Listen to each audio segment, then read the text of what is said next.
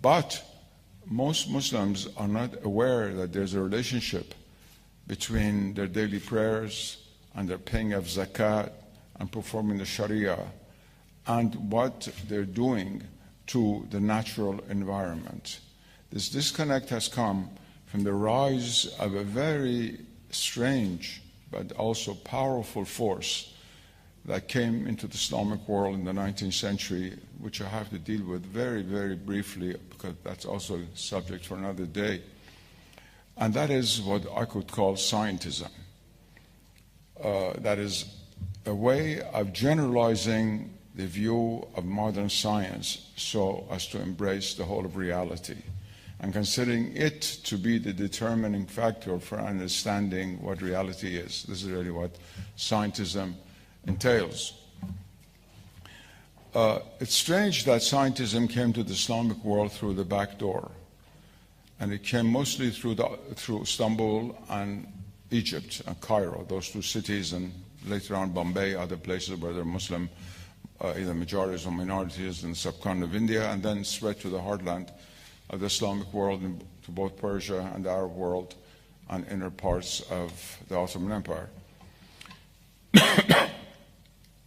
Scientism began with the attempt by a number of Muslim thinkers who thought they were very devout and who wanted to save the Islamic world during the colonial period from the onslaught of the West, which was then militarily much more powerful than it, and it remains so to this day, of course, by equating the Islamic understanding of knowledge, al-ilm, with modern science, and saying that essentially Islam is the foundation of modern Western science, and all Muslims have to do is to learn Western science and technology. They'll be able to throw out the colonial powers and have a very happy life, eradicate all the problems of poverty, shortage of food, and this and that.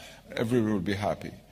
And to this end, even commentaries were written upon the Quran, including the famous commentary of an Egyptian scholar called Al-Iskandarani, obviously from Alexandria, a voluminous work called At-Tafsir al-Almi, scientific commentary, which set the tone for a large number of works that were to come out after that.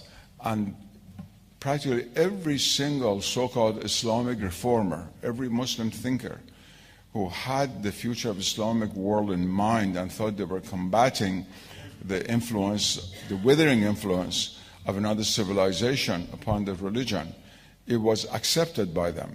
When you look at the writings of Muhammad Abdo, when you look at the writings of even Sayyid Qutb, I knew Sayyid Qutb personally when I was a young man at Harvard, the head of the Harvard Islamic Society, when I was invited by the American government to come to America. One afternoon we had a big debate about this matter. Badi'uzzaman Nursi, the famous Turkish thinker whose follower Fethullah Gülen, now residing in Pennsylvania, has over 1 million followers. And I could go down the list. Even Sir Muhammad Iqbal, the most intelligent of these reformers, whom I usually call deformers, because they deformed without knowing it, the integral tradition of Islamic thought. And going down the line, they all thought that the great service they could render to Islam would be to combine Western technology with Islamic ethics.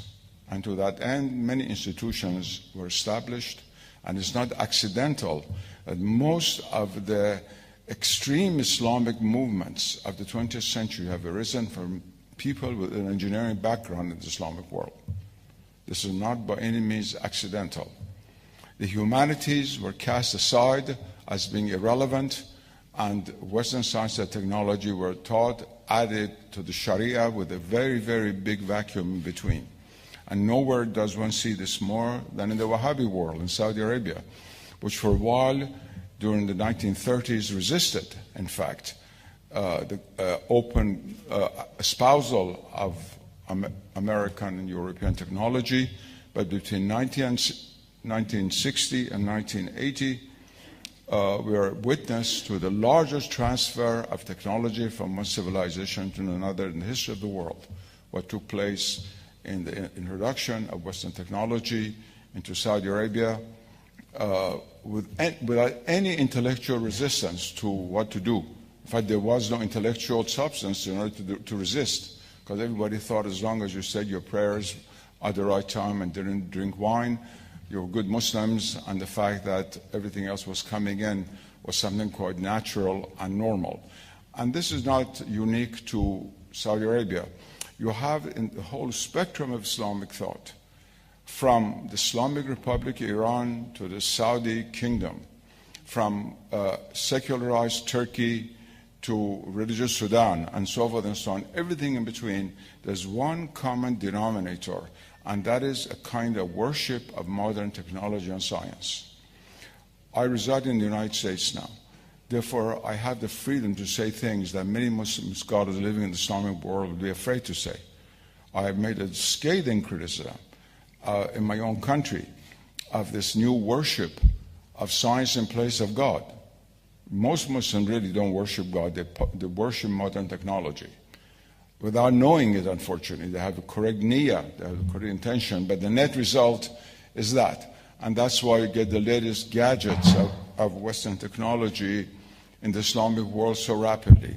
That's why when you're circumambulating around the Kaaba, you hear cell phones ringing. I mean, it's just something unimaginable. But that's because of this background that was established and which makes our task so much more difficult.